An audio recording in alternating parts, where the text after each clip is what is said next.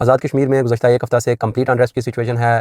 Joint अवामी action committee और वफाकी वज़रा की कमेटी के दरमियान 30 मई को होने वाले मुज़ाकरात की नाकामी की सूरत में जॉइंट अवामी एक्शन कमेटी ने 9 जून के लिए एक एहतजाजी कॉल का ऐलान किया था, जिसमें रियासत भर में कंप्लीट शटर डाउन और पहिया जाम हड़ताल। रियासत की आवाम को दावत दी गई थी कि मुजफ्फराबाद की तरफ मार्च करें और मुजफ्फराबाद में एहतजाज करके जॉइंट अवामी एक्शन कमेटी की तरफ से 2025 अक्टूबर में वफाकी कमेटी के साथ 38 नुकात के ऊपर इत्फाक़ राय किया गया था, जिन उन पे अमल दरामद न होने की सूरत में ये एहतजाजी कॉल दी गई थी। 3 दिन पहले उमर नज़ीर साहब, जो कि जॉइंट अवामी एक्शन कमेटी के एक मुतहर्रिक रहनुमा हैं, वो मुख्तलिफ़ इलाकों में आवाम की मोबिलाइजेशन के लिए और इस एहतजाजी कॉल के लिए लोगों को मुतहर्रिक करने के लिए जब निकलते हैं तो उनके काफ़िले के ऊपर हमला किया जाता है और एक भाई को शहीद कर दिया जाता है। उन शहीद भाई का जस्ते खाकी जो है वो दफनाने की बजाय कमेटी ये फ़ैसला करती है कि रावला कोर्ट में उनका जस्ते खाकी रख कर एहतजाज किया जाएगा। उसके साथ साथ आज़ाद कश्मीर हुकूमत की सिफारिश पे वफाक की तरफ से होम डिपार्टमेंट एक नोटिफिकेशन जारी करता है, जिसमें जॉइंट अवामी एक्शन कमेटी को कालादम करार देते हुए उनके ऊपर पाबंदी आयद कर दी जाती है। इससे रियासत भर में अनरेस्ट पैदा होता है और लोग अब एहतजाज के लिए मज़ीद मुतहर्रिक हो जाते हैं।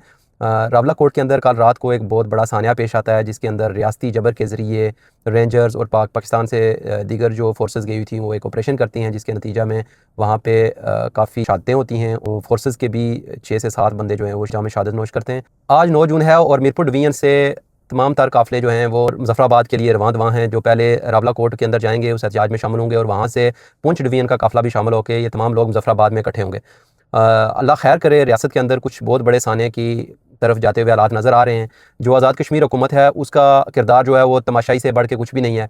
उन लोगों से मेरा सवाल है कि रियासत के लोगों ने आप लोगों के ऊपर एतमाद करके आपको वोट दे के असम्बलियों के अंदर पहुँचाया था कि आप उनकी आवाज़ बनकर जो वफाकी गवर्नमेंट है और जो पाकिस्तान के साथ अपने इस आवाम के मसाइल को रखेंगे और उनके हल के लिए कोशिश करेंगे, जबकि आपका जो किरदार है वो एक कठपुतली से ज़्यादा कुछ नज़र नहीं आया। आपकी बेबसी हर एहतजाज के दौरान, हर जो एक्टिविटी हुई है गुज़श्ता 3 साल में, उसके दौरान आपकी सिर्फ बेबसी नज़र आई है। ये पता चला है कि आपके इख्तियार में कुछ भी नहीं है। कहते हैं कुर्सी है तुम्हारी, कोई जनाजा तो नहीं है, कुछ कर नहीं सकते तो उतर क्यों नहीं जाते। वफाकी कमेटी की तरफ से एक तासर दिया जा रहा है कि जो एक नुकता जिसके ऊपर डेड लॉक है वो आज़ाद कश्मीर की असम्बली में मौजूद माजरीन की 12 नशिस्तें, जबकि हकीकत ऐसी नहीं है। 38 नुकात में से बेशतर नुक्तों के ऊपर पार्शली भी कोई अमल दरामद नहीं हुआ और फुली तो अभी तक किसी नुक्ता के ऊपर अमल दरामद नहीं हो सका है।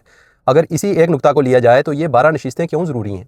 ये आज़ाद कश्मीर के अंदर इनका जो तरीक़ाकार है इलेक्शन का, वो भी इलेक्शन नहीं मैं बल्कि सिलेक्शन कहूँगा। इन लोगों को जो सिलेक्ट करके लाया जाता है 700-800 वोट के साथ ये लोग असम्बली में आ जाते हैं और उन वोट के अंदर कितनी शफाफियत होती है, वो कहाँ से लोगों के वोट डाले जाते हैं। वो राना सनाउल्लाह की स्टेटमेंट मौजूद है कि हमारी गिनती जो है वो 11 से स्टार्ट होगी। तो ये 11-10-11-12 सीटें जो हैं वो वफाक की तरफ से जो हैं वो शामिल कर दी जाती हैं आज़ाद कश्मीर असम्बली को कंट्रोल करने के लिए।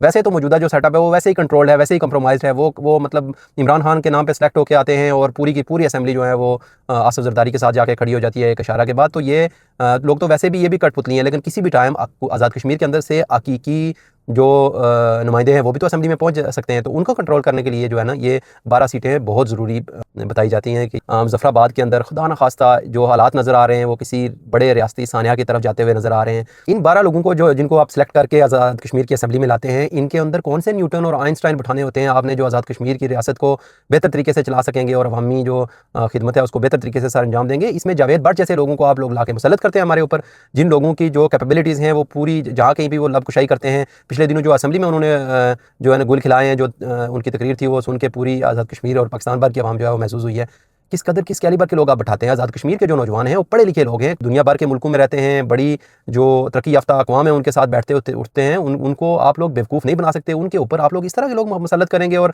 समझेंगे कि फिर निज़ाम जो है ऐसे ही चलेगा। मेरी अपील है आज़ाद कश्मीर की जो मौजूदा हुकूमत है उससे कि ये 2 डिवीज़न के लोग जब पुंछ से इकट्ठे होकर मुजफ्फराबाद की तरफ मार्च करेंगे तो इनके रास्ते में रुकावटें खड़ी ना की जाएँ। ये लोग पहली तो बात है तादाद में ही बहुत ज़्यादा है, लेकिन अगर ये तादाद में आपको कुछ कम भी लगते हैं तो इस तरह की तहरीकों में ये चीज़ इर्रेलेवेंट हो जाती है कि तादाद कितनी ज़्यादा है। वो लोग कितने चार्ज हैं, कितने मोटिवेटेड हैं, वो अपनी जानों तक की परवाह नहीं कर रहे हैं। तो ऐसे लोगों के सामने आप जब दीवार बनने की कोशिश करेंगे तो ये निज़ाम पूरा बह जाएगा, आप लोगों की भी कोई हैसियत नहीं रहेगी। तो इन लोगों को अच्छे तरीके से ट्रीट करें। ये लोग मुजफ्फराबाद पहुँचें तो इनके जो मुतालबात हैं, ये चूँकि अवामी मंगों के ऐन मुताबिक हैं, इनके सामने सरेंडर करें। इन 12 नशिस्तों को ख़त्म करने की बात करें और जो इन लोगों के जितने भी मुतालबात हैं उनको तस्लीम करें। इनके अलावा कोई ऑप्शन आपके पास नहीं है। आप आवाम को का कितना कत्ल आम कर लेंगे। ये लोग आपने रवला कोर्ट के अंदर कुछ लोगों को डायरेक्ट फायर करके शहीद करके अंदाज़ा लगा चुके हैं कि ये लोग मजीद चार्ज होकर अपने मिशन के सामने निकले हैं। इस क़यादत को आप लोगों ने खुद खड़ा किया है। जब आप लोग नाकाम हुए हैं, आप लोगों को असेंबली में भेजा गया था अवामी तर्जुमानी के लिए, और आप जब वफाक के सामने, आप जब असल जो साहिब इक़्तिदार हैं उनके सामने जब इतने बेबस नज़र आते हैं, तो ये लोग, ये लीडरशिप उस सूरत में अवाम की बात करके, अवाम के मसाइल को उजागर करके ये लीडरशिप तैयार हुई है। और इसके सामने, इस अवाम के समंदर के सामने खड़े होने की गलती और हमाकत बिल्कुल मत कीजिएगा।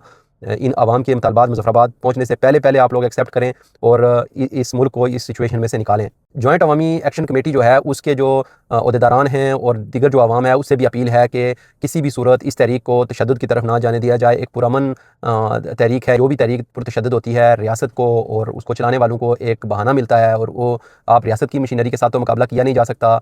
तो उस सूरत में फिर निहत्ते जो आवाम हैं, जो नौजवान हैं कश्मीर के, उनके कत्ले आम का एक मज़ीद जवाज़ उनको मुहैया हो जाएगा। आपको तरह तरह से टेस्ट किया जाएगा, आपके ऊपर जबर करके आप लोगों को मजबूर किया जाएगा कि आप किसी पुरतशद्दुद जो तहरीक है उसकी तरफ जाएँ, लेकिन आपने कम्प्लीटली पुरअमन रहना है और अपने मुतालबात की हद तक रहना है। और जब आप लोग मुज़फ़्फ़राबाद में पहुँच जाएंगे इंशाअल्लाह इतनी तादाद में, तो इस हुकूमत को, इस निज़ाम को आपके सामने सरेंडर करना पड़ेगा, और इंशाअल्लाह आवाम की बेहतरी के लिए, उसकी फ़लाह के लिए फ़ैसले होंगे, जो कि आप लोगों का मिशन भी है, और रियासत भर की आवाम का जो आपके ऊपर एतमाद है वो भी इसीलिए है।